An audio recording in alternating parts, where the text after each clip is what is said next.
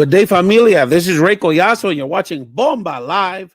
The show you've been waiting for. Subscribe to Bomba Live on YouTube. We need to bring up the YouTube subscribers. Familia, please check out Bomba Live on YouTube so you don't miss 1 minute of the show you've been waiting for your whole life. We've got, let me tell you, if you're just familiar with the Bomba Live experience and say, wow, Collazo, you only come out once a week. No se preocupe, familia. There's so much content on there. On the Bomba Live YouTube channel, interviews with celebrity guests, appearances, and fascinating conversations with so many of my co-hosts and collaborators. So you haven't missed anything. In fact, you can go back and catch up. You know, you're doing the Netflix. Oh, you just found the show out, season 3. You're so excited. Your cousin, you finally listen to them. And you finally watch that show now. That's your favorite show. But you missed the first few seasons.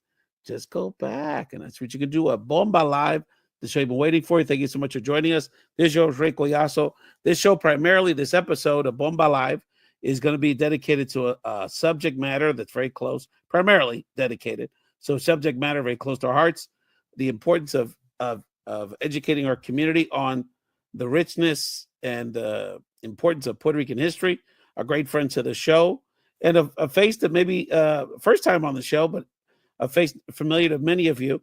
A great friend of our show, international activist and Puerto Rican history enthusiast, Roberto Cancel, is going to join me in a second to not only talk about the importance of preserving and engaging in Puerto Rican history, but he actually is going to be providing the first of a series he's going to do on Bomba Live to a Puerto Rican history lesson. In this case, a very prominent, incredibly important Puerto Rican family, is particularly in education, history of education in Puerto Rico. He's going to school us on in a second. Before you hear from Roberto, I just wanted to briefly touch on the biggest political headline and really the ongoing political question that many of us are grappling with as it relates to what to do with the Democratic Party. And specifically, Minority Senate Leader Chuck Schumer, who made a historic choice late last week to whip a group of ultimately 10 Democrats in the Senate after the House Democrats almost universally voted no on the continuing resolution that the Republicans put forth, which would have kept the government open, but would have created a 6-month budget that included very painful cuts to Medicaid, healthcare, and other social programs, would have basically bankrupted the District of Washington, D.C., and would have, of course, in the spirit of fiscal responsibility, tossed another hundreds of billions of dollars to the Defense Department, which is currently being run by someone that's wholly unqualified to run that agency and has a history of issues with fiscal responsibility. So the ongoing question that so many of us have been grappling with is, how quickly can we get rid of this guy, not only in the leadership of the Senate, but potentially as one of our senators from New York State. Of course, there's been speculation that Congresswoman Alexandria Ocasio-Cortez, AOC, is eyeing a primary challenge him in 2028. That's quite a bit of time away, but we certainly wish AOC the best in thinking about her political future. But nevertheless, what I wanted to share for us to think about here, and it goes, the ramifications of this statement I'm going to make go well beyond the decision that Senate Minority Leader Chuck Schumer made late last week, is that, in a normal political moment, you could make a fair argument that he did the right thing, in that, the alternative in terms of sort of blocking the continuing resolution from moving forward on Friday. Basically, the government most likely would have shut down unless there was a last second negotiation. And, people would have suffered. The government would have shut down. More federal workers wouldn't have been working. A host of critical government services and functions wouldn't have been servicing. And who knows what further chaos Trump and his co-president, Elon Musk, would have cooked up. And would they even ever opened up the government again? Who knows? There's a legitimate argument you can make it that even in this circumstance, there's a legitimate argument you can make for that. But the thing I've been sort of stewing about and trying to provide you all some understanding of where I think we're at in this moment is I think the critical part of this situation that ultimately not only Senate Minority Leader Schumer, Democratic Leader Schumer made, and 9 other Democrats, including one of my local senators, John Fetterman, Democrat, and the only Latina in the U.S. Senate, who normally stands very strong with us, Nevada Senator Catherine Cortez Masto, the first and only Mexican-American woman ever in the history of U.S. Congress, U.S. Senate, joined Leader Schumer, is that I just think they're fundamentally not understanding, and I'm saying this metaphorically. Please don't get it misconstrued what I'm about to say. That we're not in a political battle. We're not in a political disagreement. We're in a metaphorical political war. And I say that because, and I know this is the dynamic that was on those 10 Senate Democrats' minds, is they're trying to figure out a way to win. And ultimately, in war, unfortunately, no one really wins. Yeah, someone wins technically until the victors go the spoils and all that. But ultimately, no one wins. And so while the alternative to what keeping the government open certainly would have been disastrous in a lot of ways, and we don't fully know what would have moved forward,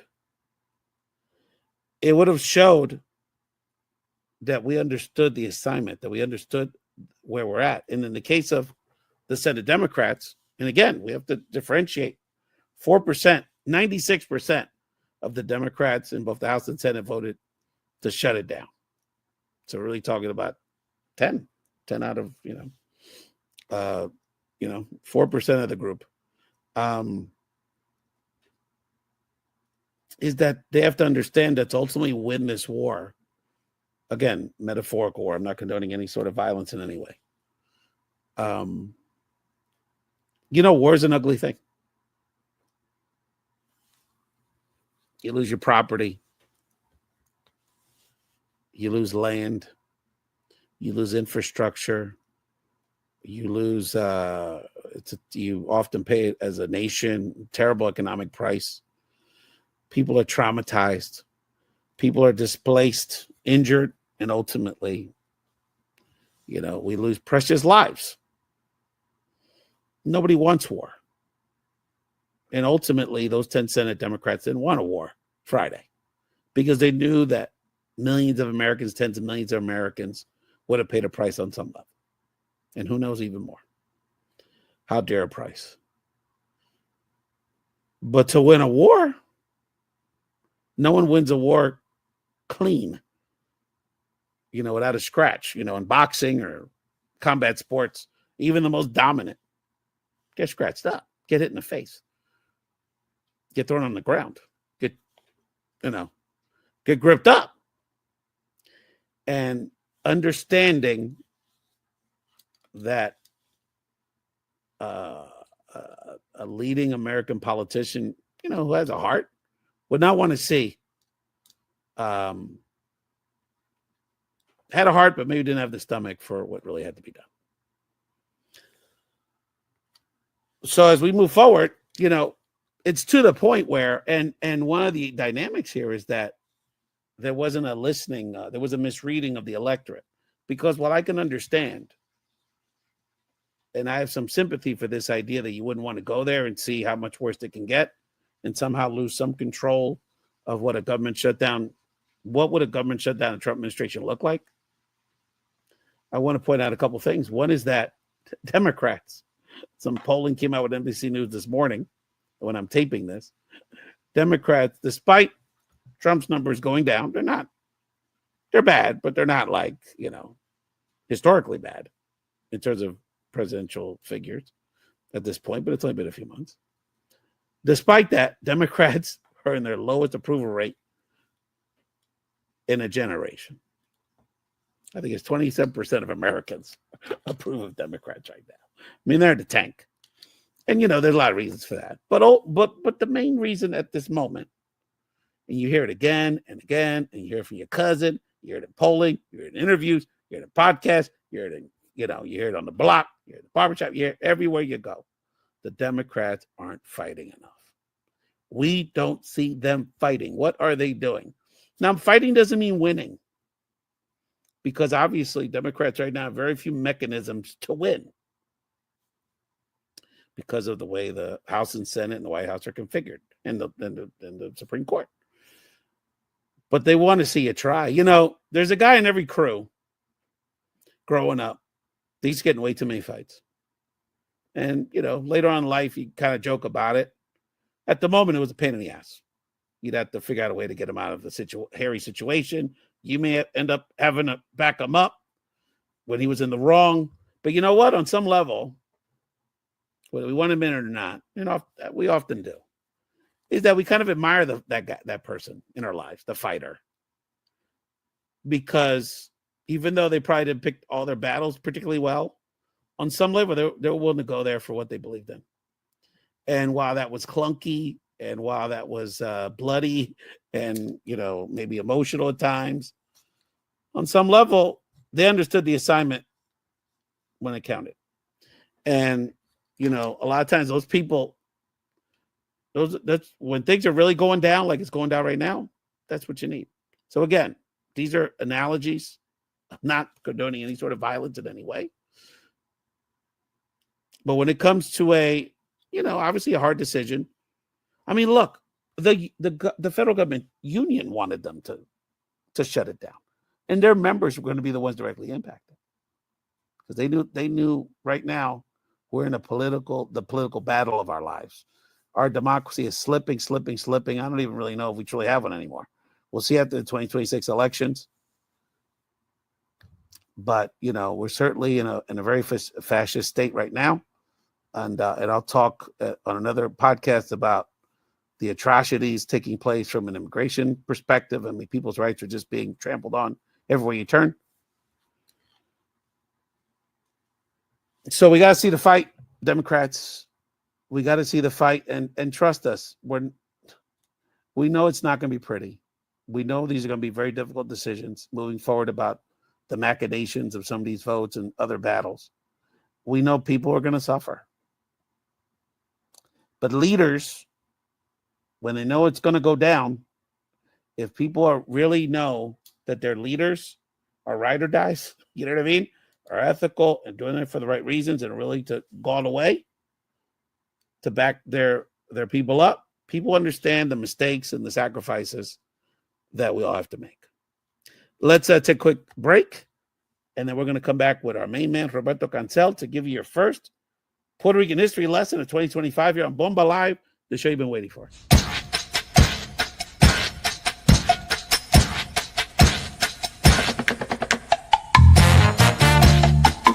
Good evening, familia.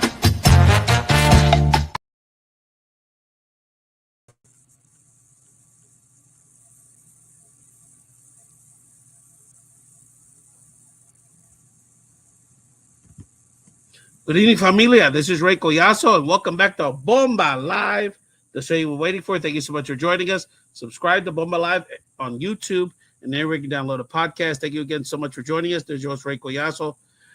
Some people would say, I used to say that Bomba Live is somewhere between the Breakfast Club and Joy Reid.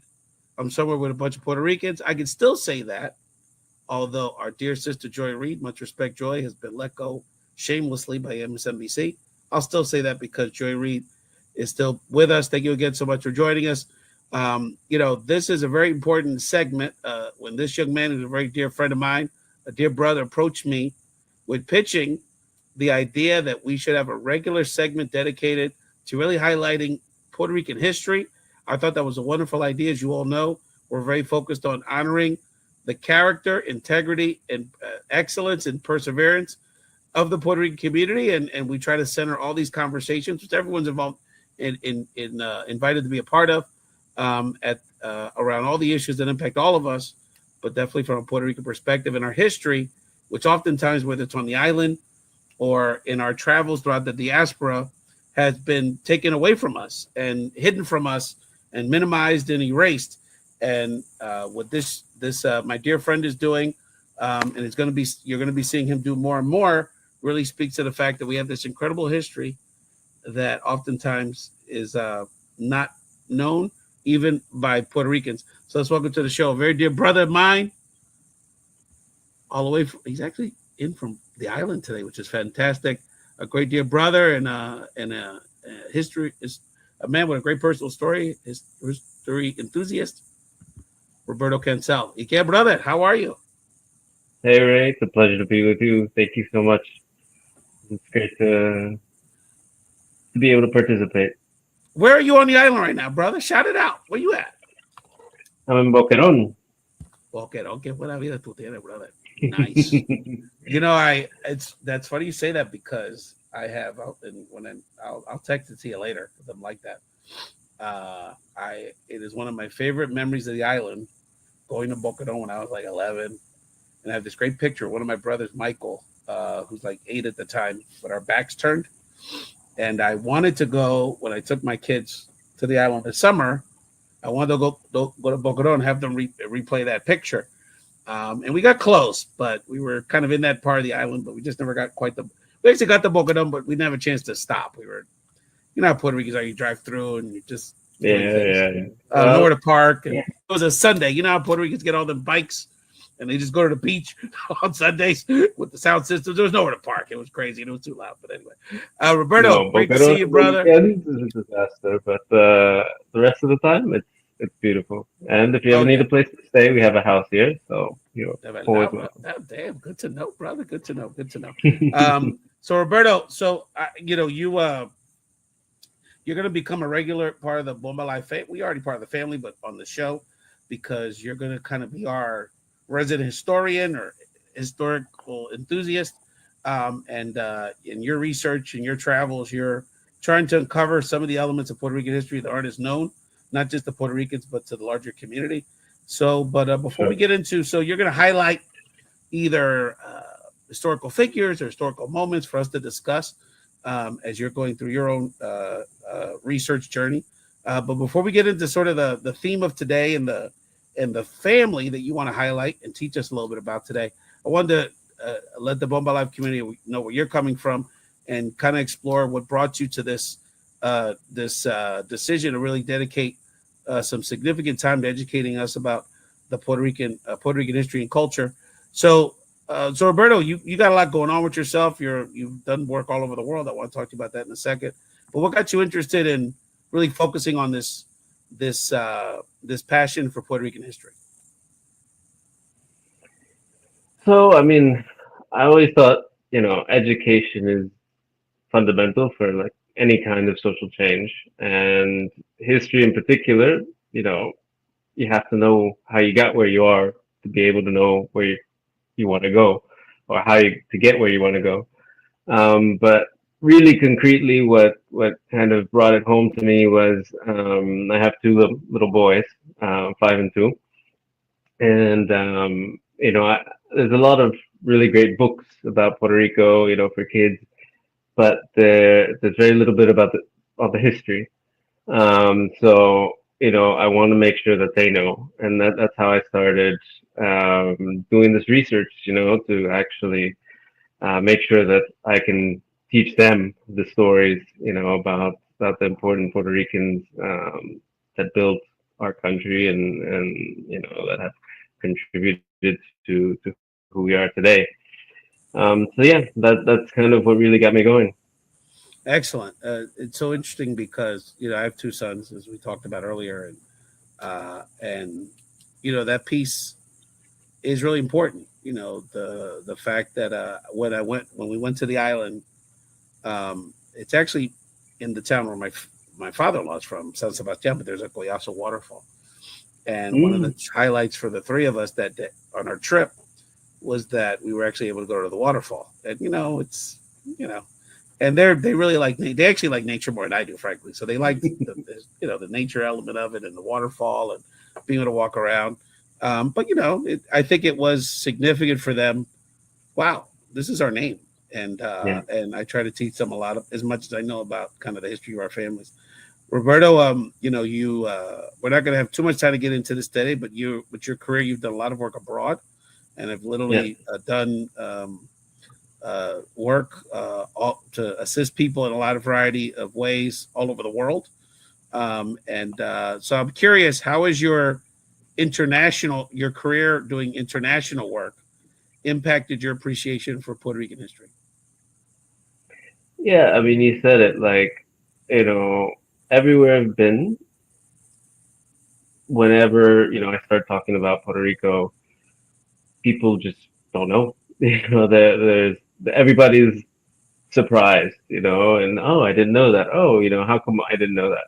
Is often, one of the responses I get, when I start talking about Puerto Rico, and they just realize that there is this void, of knowledge about who we are and where we came from and how we got to where we are. So I think, that's for me, a very motivating factor as well, that, they were usually what I told people, I'm from Puerto Rico, I would get one of two responses like, oh yes, Costa Rica is great. Pura Or vida, pura vida, Roberto. Well, which it Costa Rica is. is I wonderful. mean, By the I'll way, take it Costa as a Rica win. is, oh, I love un saludo a los ticos. My wife and I honeymooned in Costa Rica. I love Costa I Rica. didn't know My that. wife. I didn't know that. We have a But connection, so yeah, no doubt. yeah, it's always just getting that awareness out there. I remember when I was in China, I tried to tell people I was Puerto Rican in Chinese, and nobody had ever heard the word. It's also like 5 different characters, so not an easy one. Um, so yeah, I think there's just really an absence of resources for people, and every time somebody has shown an interest, and I've given them recommendations about books to read and things like that, you know, the attitude changes so much, after they've learned a bit about it and they come back and they're like, wow, I didn't know this, this is crazy that all this has happened and I didn't never heard of it. So yeah, It's I think that interesting has in this modern really time because exactly when there's so in much this modern time, connectivity. and I guess this has been the case for quite some time, particularly now though, is that particularly like in this hemisphere between the U.S. Latino population and Latin America, the Puerto Rican brand is so affiliated with our entertainment and our Yeah, arts, right? The Bad Bunny, J Lo, and all that.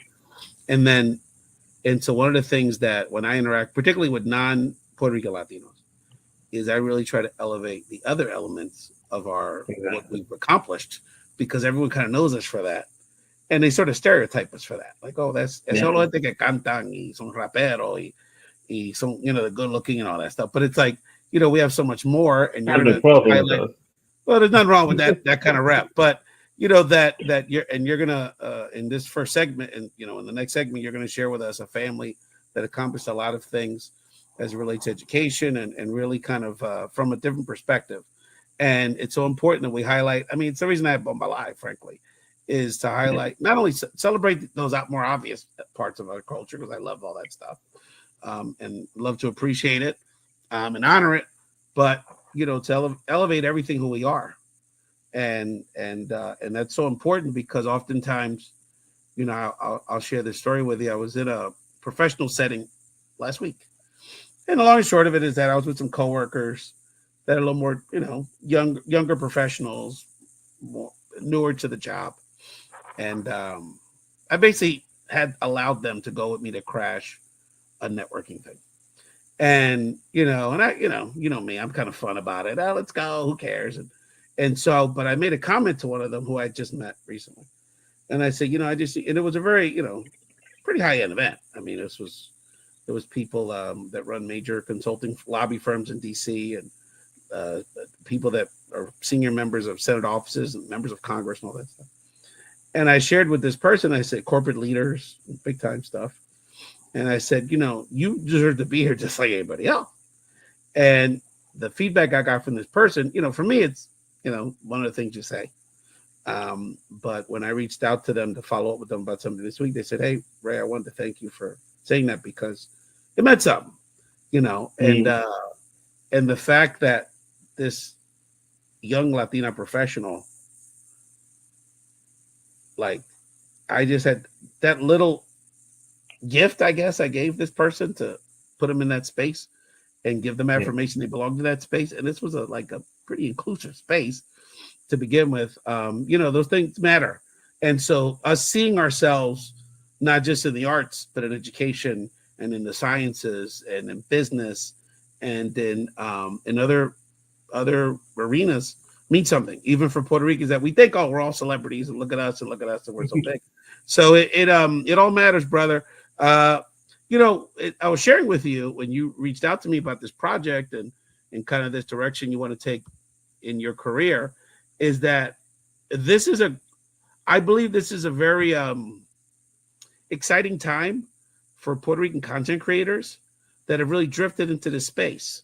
So they all a lot of them do it a little different way. Our man, Professor Milan down in South Carolina, does it more in an academic style. Our homie Dean Huertas does it really in an entertainment kind of like street historian kind of style. The Electrico Boricua does, Idioma, and she does a wonderful job, and there's many others.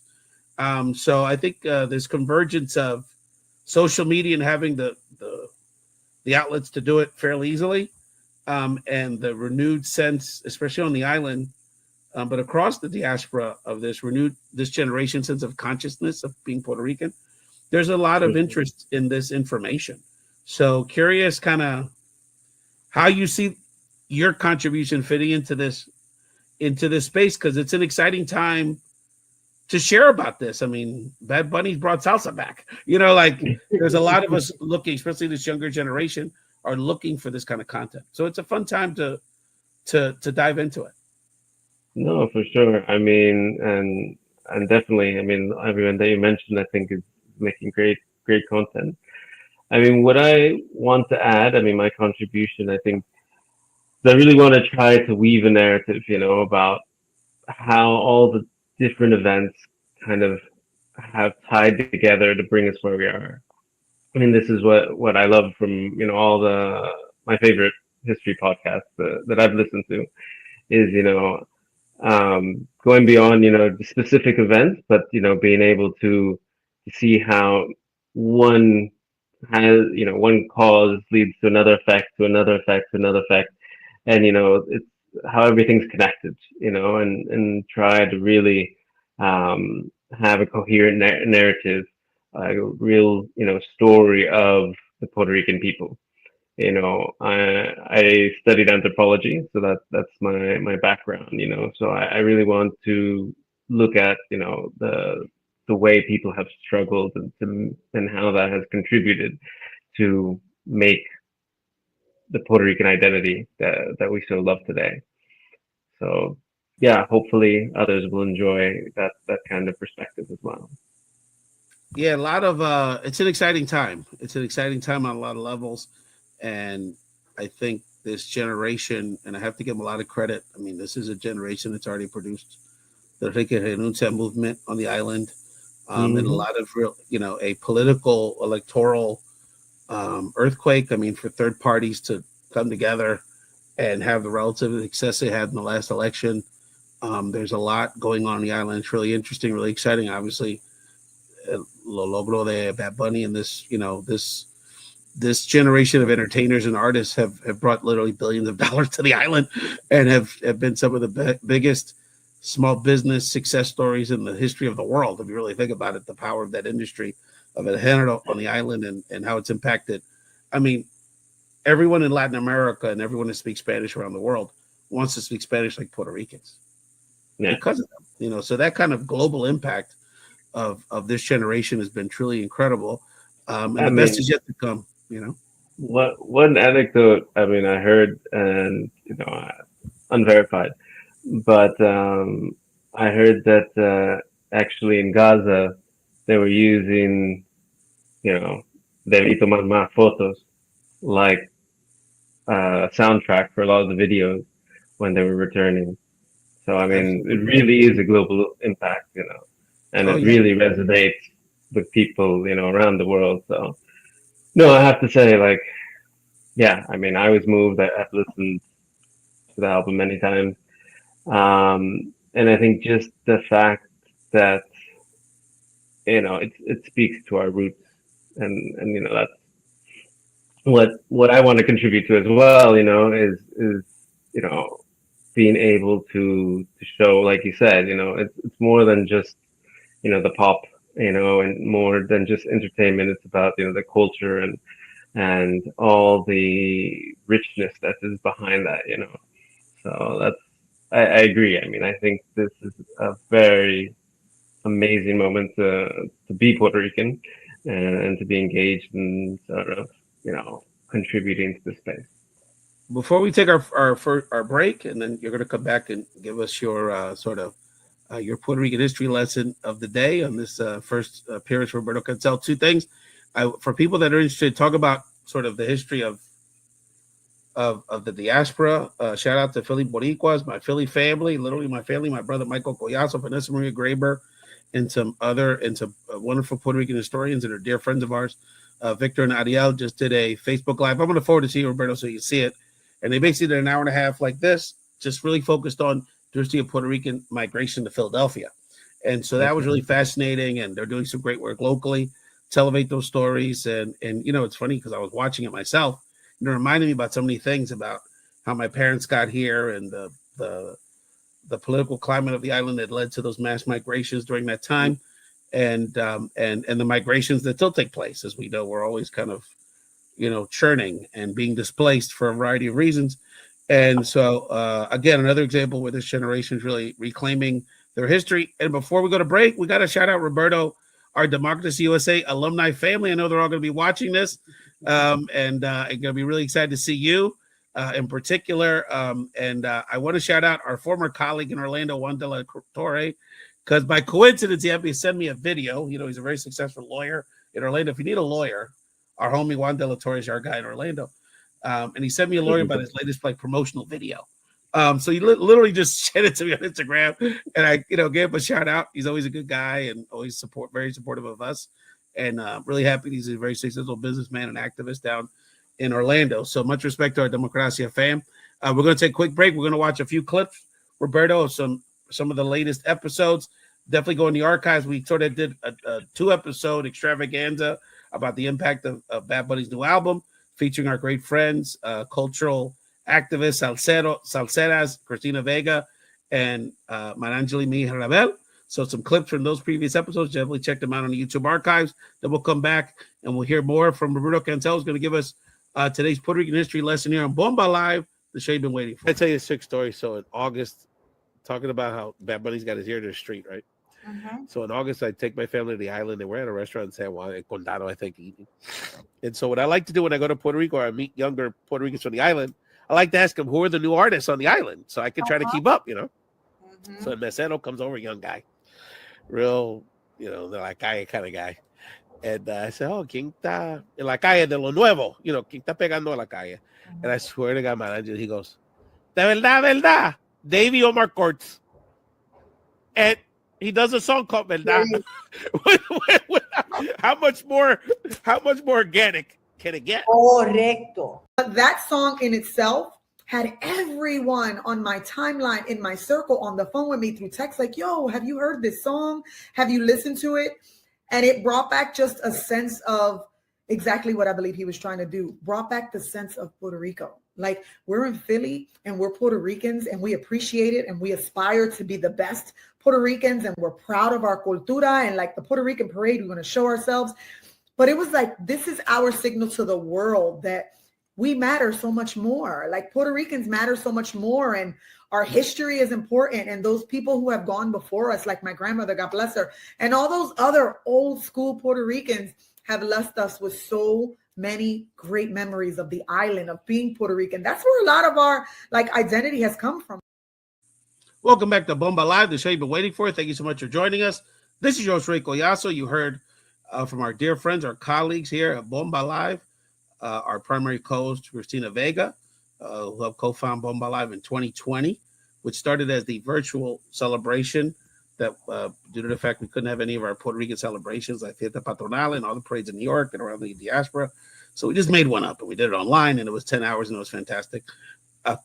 and a great friend to the show, Marangeli Mia Rabel. Marangeli Roberto runs the Philadelphia Latino Arts and Film Festival, or Film and Arts Festival, here in Philadelphia, and she does a wonderful job. And she's kind of our connection here to a lot of the, particularly the independent emerging artists on the island. She does a lot of stuff with musical artists and cinematography, and filmmakers, and just artists in general. I tell people Marangeli's the coolest person I know, because she's always she knows everyone. She goes to all these wonderful, La Sansa. She's backstage. She's hanging out with all the cool people, and she helps us introduce a lot of emerging artists here on Bomba Live. So it's always cool. So a couple years before they blow up, they're here, and it's always nice to see people as they're going through their through their journeys, and we love to support our folks, including our dear friend here, his history enthusiast, Roberto Cancel, is a great friend to the show. So Roberto, when you come on the show, you're going to be kind of highlighting a specific element of Puerto Rican history, a family, an event, a moment in time. And you've chosen, I think, a very special family to highlight here on your first segment of Bomba Live, sort of our Puerto Rican history segment. So Roberto, share with us who we're going to be talking about today.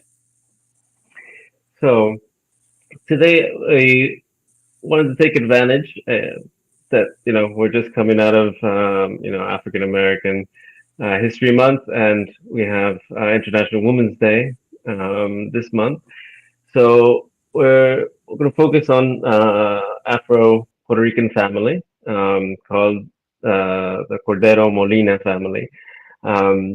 Basically, there's three siblings: Celestina, Rafael, and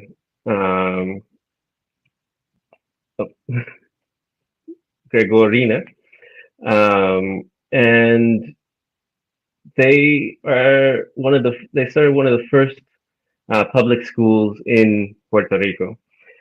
And what's really interesting about them is, their parents were actually former enslaved persons that were freed. And this is at a time when literacy was uncommon among, the European descendant populations. But their parents actually could read and write and taught their kids to read and write and educated them at home. And then these three siblings went on to then teach other children. So according to the record, Celestina actually started teaching young girls when she was 16 years old. And Roberto, what's the what time frame are we talking about here? Give people some perspective on the years. We're talking about the early 1800s. Okay, wow. Yeah. So this is the early 1800s. Yeah. So this is before. This is when slavery before slavery was abolished on the island. Exactly. So they were freed as individuals.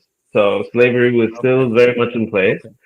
So you can imagine how much more difficult and how much more discrimination they faced. That's why I want to break down. Okay.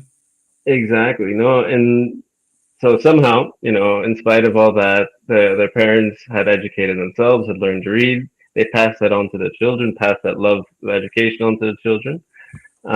And all three went on to teach others, to pass that gift on. And what part of the island are they in this time period? So the three were born in San Juan. They moved to San Germán at one point. But then when they established the school, that was in San Juan, in Calle Luna, in San Juan, and in Viejo San Juan.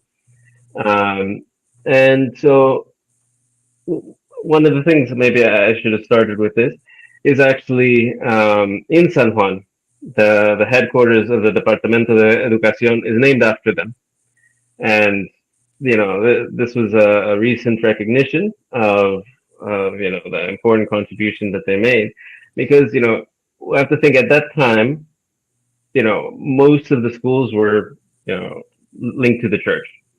And they were only open to, European descendants, peninsulares, as they used to call them at the time, or white criollos. So they started a school that was open to everyone. So, black kids and white kids, everybody could get the same education, boys and girls. I mean, even for European descendant girls, it was very difficult to get an education, and their school was open to both. So Rafael, he would teach the boys. Celestina and her sister would teach the girls.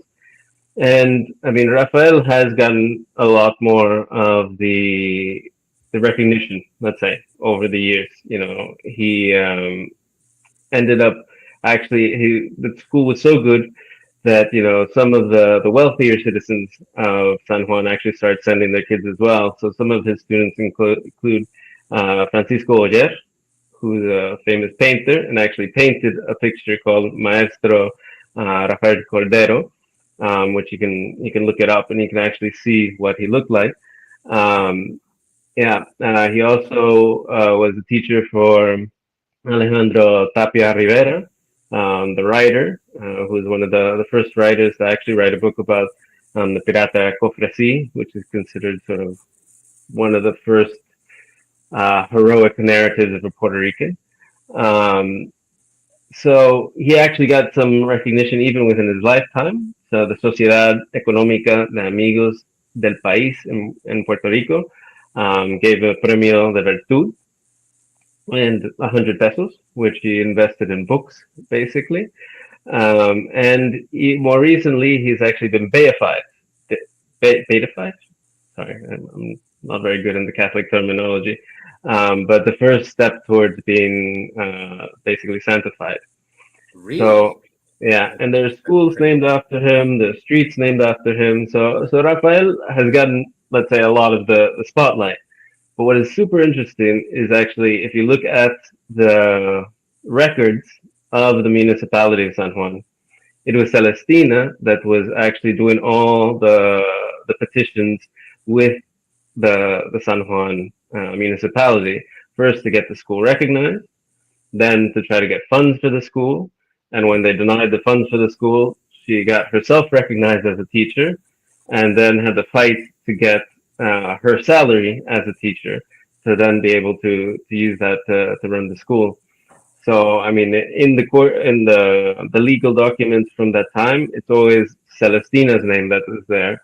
And she was the one, fighting the fight with the local authorities to get the school and make it sustainable. Unfortunately, she passed away first of the three. And then her sister took over for a while, and then she passed as well.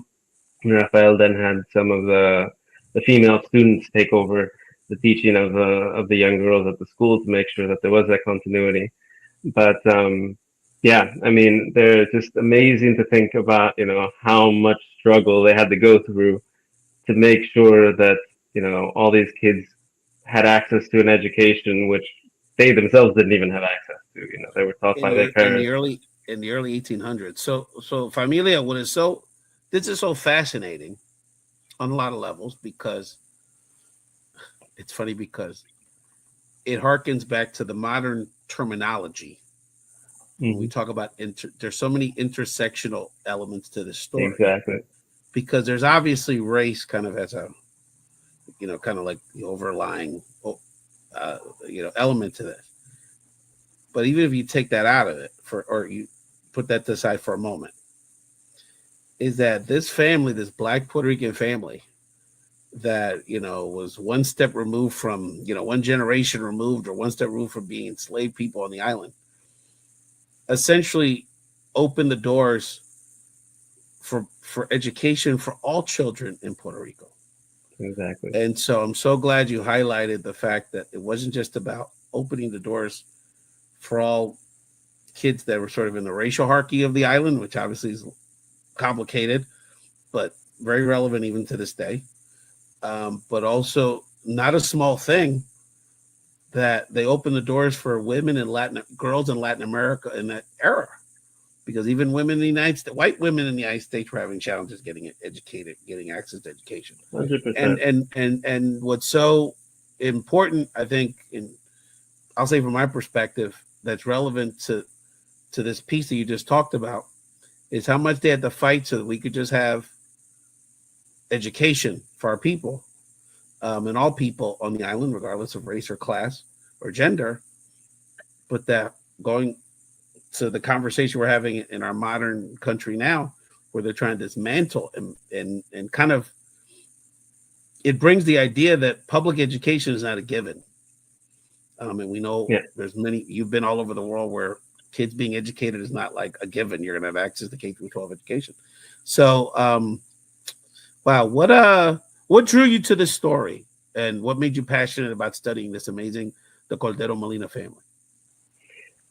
I mean, like I said, I think it was that realization that, you know, there was that whole part of the story that was especially unknown. You know, Celestina's part of the story. You know, that you know, she'd been, to use the metaphor, in the trenches. You know, really trying to, you know, get the recognition for the school, and yet, you know, there's no streets named after her. You know, there's maybe, I think, one cultural center that recently adopted her name, but, you know, these were all, let's say, in the last 5 years.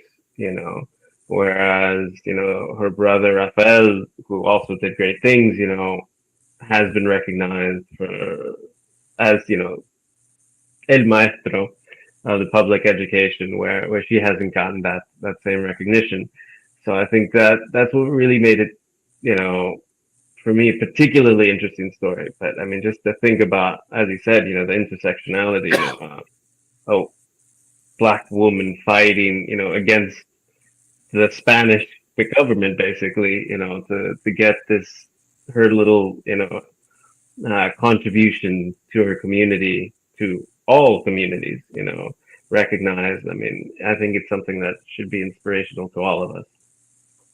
It's I mean, I guess I shouldn't be surprised and disappointed, maybe the word, but I'm it's still notable and frustrating that in 2025, you're talking about the early 1800s. Now we're talking 2025, right? That Puerto Ricans and Latinos, but I'll just keep it in the Puerto Rican country, are still uncomfortable talking about race in our community. And just thinking about bringing it back to the history, and that's why history is so important, and that's why it's important for us to have this segment on Bomba Live with my brother Roberto Cancel, who's going to school us, is that, you know, we're not taught this stuff, and there's so many people that, you know, because they're the darker sibling, or they're just not aware of the Blackness of our community. And it's been so erased in so many ways that you know, we're still uncomfortable really talking about it and embracing it. It came up in the Zoe Saldana win the other day, because, you know, there was a segment of African American activists online that were like, oh, she acknowledged her Hispanic Latina-ness, but not her race or Blackness. And, you know, there's lots of conversations around those kind of topics, but you know, it's to be able to honor Black Puerto Ricans, to understand not just that they're part of our culture and part of who we are, but that they've done so much, particularly Black Puerto Rican women have done so much for the world, you know. And I mean, I often marveled on, you know, how strong, despite everything, colonialism and everything, how strong Puerto Rican education was on the island, you know, in terms of the level of academic instruction, the teachers. I have a couple uncles and aunts that are just amazing teachers, world-class teachers, the university system, which is now, all of this is under attack over the last decade, ironically. But, you know, that, and to think we sort of got a head start. This helps answer some of that question for me. Why is our school system, why was that such a foundation for us culturally? Is that this incredible family kicked it off in a lot of ways in terms of that public education. What else would you like to share about this incredible Cordero Molina family, Roberto? I mean, I think, like I said, you know, it's really to understand, I mean, that this is the stories we know, of course, you know, and partly because, you know, Rafael had those, you know, students that became famous, but, you know, there was most certainly others, who were fighting the good fight as well, and really doing their best to educate and to raise up their communities, which we never hear about. We barely heard about Celestina because of that connection to Rafael, but I'm sure that there are many that we will never hear about because their names were never written down, their paintings were never painted. So I think maybe I would want to leave with that. That definitely we need to celebrate this family because of this amazing work that they did to say to give birth to public education. But also remember that there's many more that we will never know.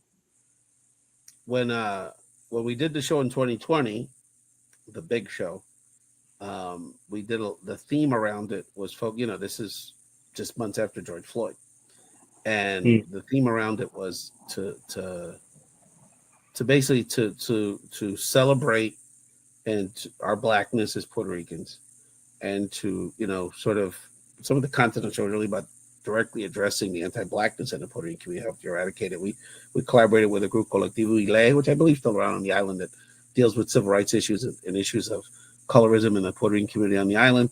And I remember a few Puerto Ricans didn't know how to say this to me, and I remember them being really awkward about it after the fact, in a complimentary way, saying, wow,